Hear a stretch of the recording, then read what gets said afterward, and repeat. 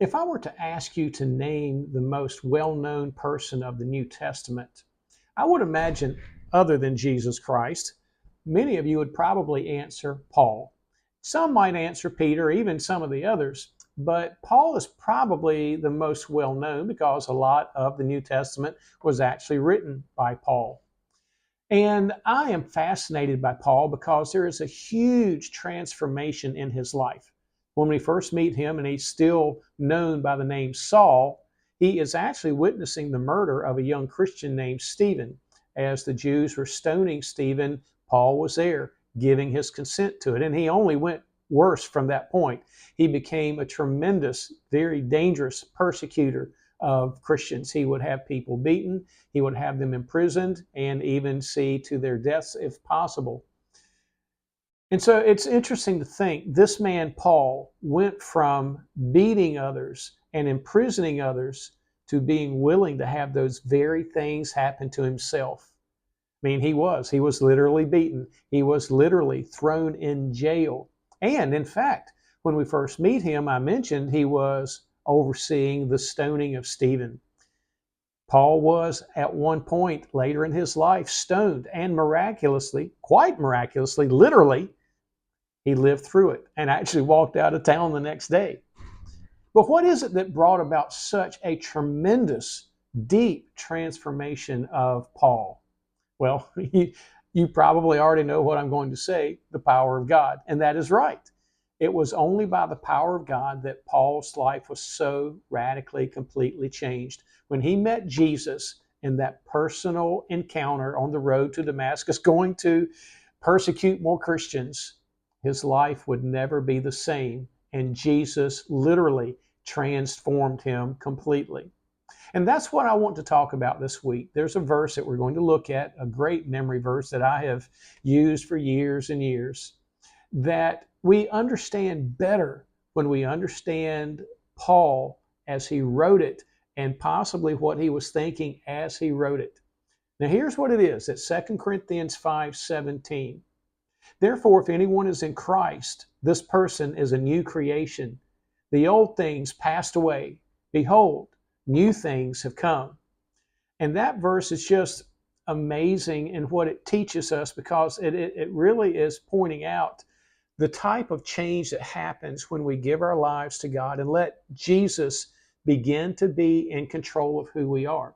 That there is a heart change from the inside out. And that's how I like to describe it, that we become a new creation. It's not just a surface change. It's kind of like if you wanted to paint your house.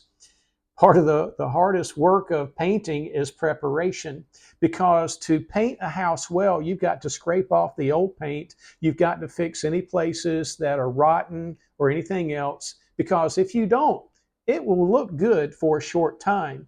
But then that old paint's going to start to pop off and cause the new paint to come right along with it, or the rotten wood is going to just open right back up.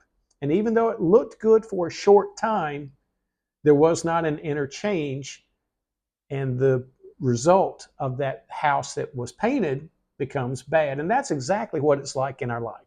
That if the heart is not changed, we may be able to change behavior for a short time, but we're going to go right back to some of the same old things. And this verse tells us there's an incredible promise that once we come to Christ, once we come to Jesus and let him come into our heart, into our mind, he begins changing, not with just that surface change of behavior, but he changes our very heart attitudes. He changes our thinking. And generally, that's a slow process, but it is one that brings a genuine life change, because when we think differently, when the attitudes change, the actions follow along with that.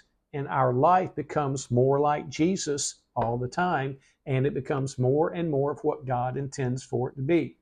But as we think about what this verse is telling us, there are two things that happen when that interchange begins to work and we are recreated from the inside out. First of all, it says the old things passed away. So those old habits, those old failures, all of those old things that have been part of my life, sometimes for my entire life, those things begin to go away. I begin to overcome them and have victory over them, quite literally, as Jesus begins working that transformation and change on the inside, changing attitudes and thoughts that I never was able to control before. He begins to work on those. But not only that, he doesn't just leave it at that, because it's that scientific idea.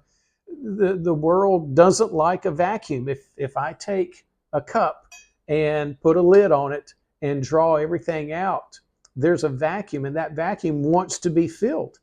That happens in our life, that when I take the bad things out by the power of God, as He is changing me, they need to be replaced with the good things. And that's what the verse says, that the old things, those old habits, those old attitudes have passed away. I've been recreated, and He is making new things happen in my life, again, from the inside out. And that's where the real change happens. The change that becomes lifestyle, that becomes who I really am, because Jesus is recreating me. He's giving me second chances to do the right things for Him.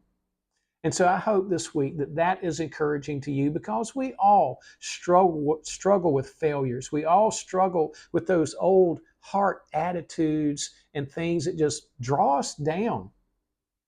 Let Jesus take control this week. Let Him recreate you from the inside out. I hope this has been encouraging today, and I hope you'll join me again next week.